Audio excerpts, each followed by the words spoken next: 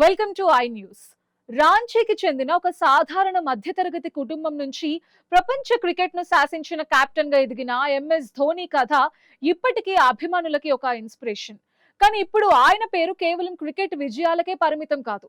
కోట్ల రూపాయల సంపద, లగ్జరీ లైఫ్ మరియు సక్సెస్ బ్రాండ్ గా మారిపోయింది.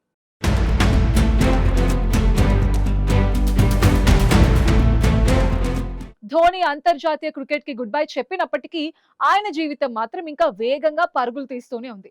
వ్యాపారాలు, ఐపీఎల్ కాంట్రాక్ట్స్, బ్రాండ్ ఎండోర్స్మెంట్స్ ఇలా అనేక ఆదాయ వనరులతో ఆయన నెట్వర్త్ ఇప్పుడు సుమారు 1000 కోట్లకు పైగానే అంచనా వేయబడుతోంది.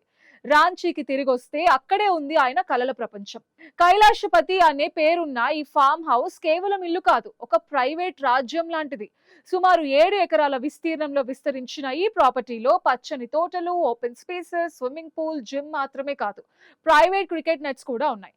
అభిమానులు దీన్ని ధోని డ్రీమ్ వరల్డ్ అని పిలుస్తూ ఉంటారు.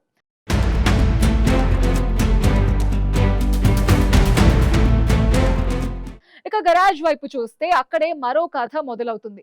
హ్యామర్ H2 నుండి ఫెరారీ 599 GTO వరకు, బెంజ్ G63 AMG నుండి జీప్ ట్రాక్ హాక్ వరకు ప్రతి వాహనం ఒక లగ్జరీ స్టేట్మెంట్.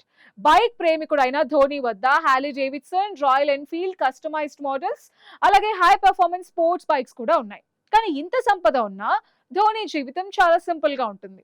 ఎక్కువ సమయం ఆయన రాంచీ ఫామ్ హౌస్ లోనే గడుపుతారు. క్రికెట్ నుండి దూరమైన ఆయన బ్రాండ్ విలువ మాత్రం ఇంకా తగ్గలేదు.